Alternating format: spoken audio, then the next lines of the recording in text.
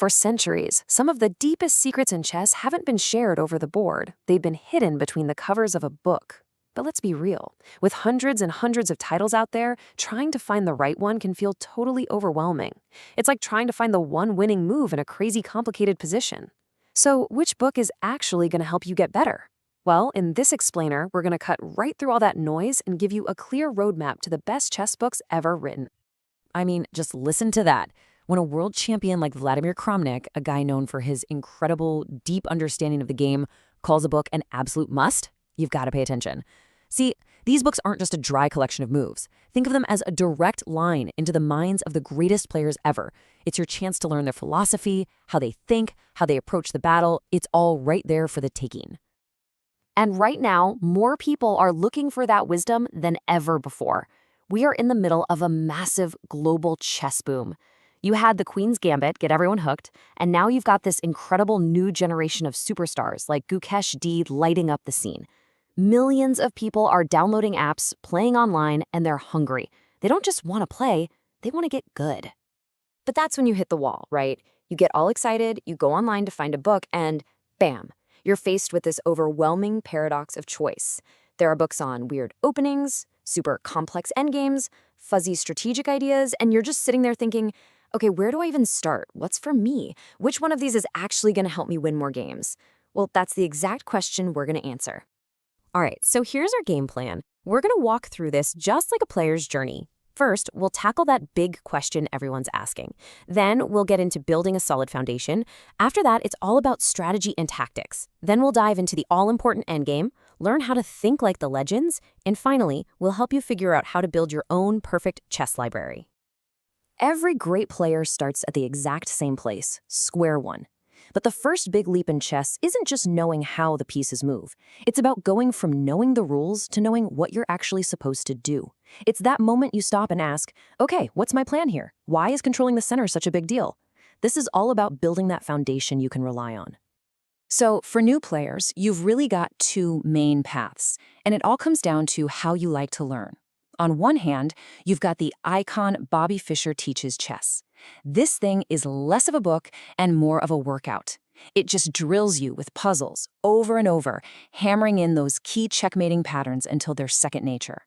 If you learn by doing, this is for you. But if you're the kind of person who always needs to know the why, then you have to check out Logical Chess Move by Move. This book is a masterpiece. It literally holds your hand through 33 master games and explains the simple, common-sense reason behind, and I mean this, every single move. It's incredible. Okay, so once you get the why behind good moves, you're ready to start speaking the real language of chess, strategy and tactics. I like to think of it like this. Strategy is your blueprint, the long-term plan for what you're trying to build. But tactics, those are your power tools, the forks, pins, and combinations that actually make it happen. You can have the best plan in the world, but it's useless if you don't have the tools to execute it. And to give you a quick taste of what real strategy feels like, let's pull an idea from one of the most important chess books ever. Aaron Nimcowicz's My System. He talks about something called prophylaxis. It sounds super fancy, I know, but the idea is actually simple, and it's genius. It just means before you get lost in your own brilliant plan, you stop and ask, what does my opponent want to do? And then you stop them from doing it. It's preventative chess, and it's a huge leap in thinking. And look, this stuff really works. This quote from a player on Reddit says it all, a 300-point rating jump in 6 months. How? Jeremy Silman's How to Reassess Your Chess. It is an absolute game changer for club players.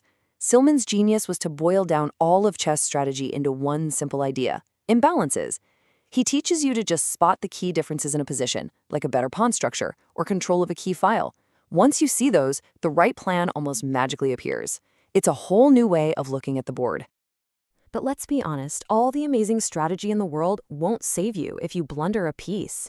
Your plans have to be backed up by sharp tactics, and that means you've got to practice a lot. Yasser Seirawan's Winning Chess Tactics is a perfect starting point.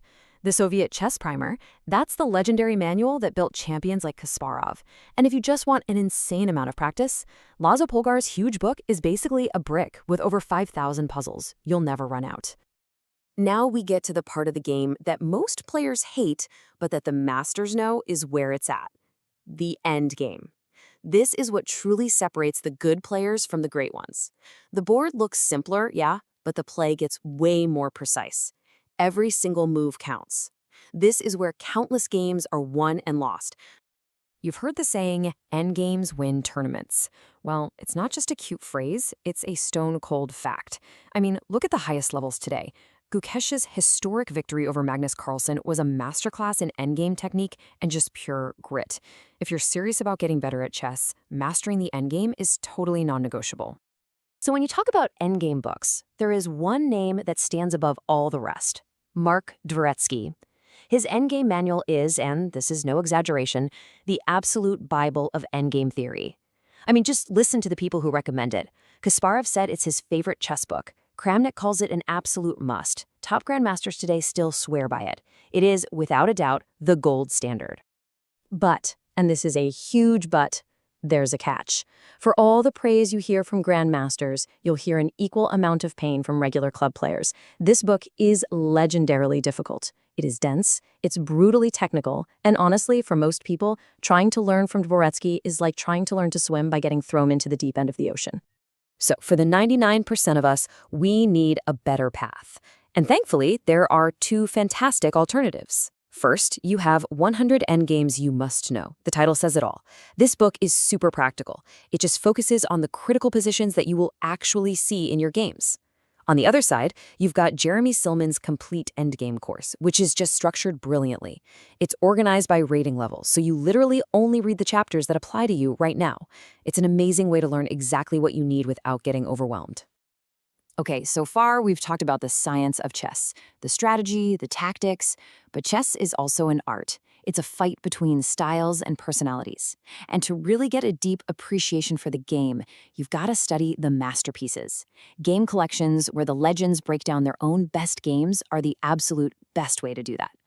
And we have to start with maybe the most beloved player ever, Mikhail Tal, the magician of Riga.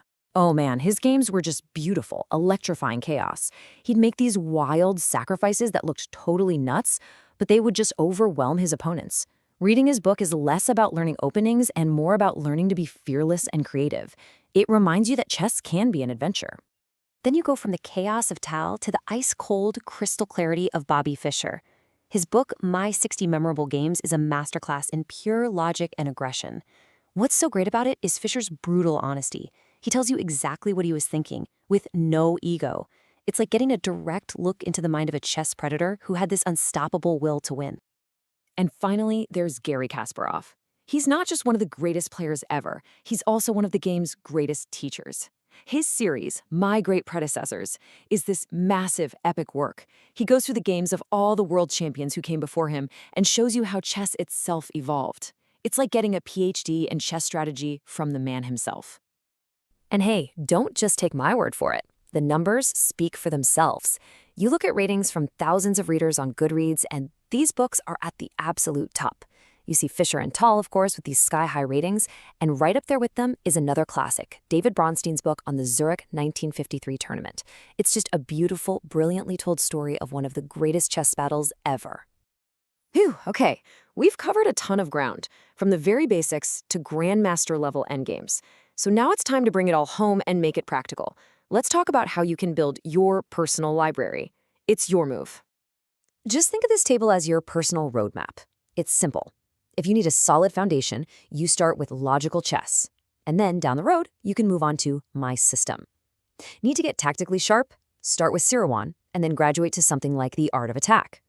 For strategy, Silman is your man. And for the endgame, please, master the essentials in 100 Endgames You Must Know before you even think about trying to climb Mount Dvoretsky.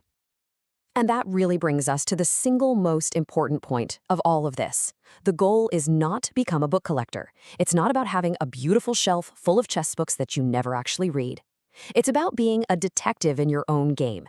It's about looking at your weaknesses honestly and finding the one right book that is going to help you improve right now. Because ultimately, that's what a great chess book really is. It's not just words on a page, it's a conversation. It's a master reaching out across time to be your personal coach. Fischer, Tal, Kasparov, Silman, they're all right there waiting to teach you. So the only question left is, who are you going to choose to talk to next?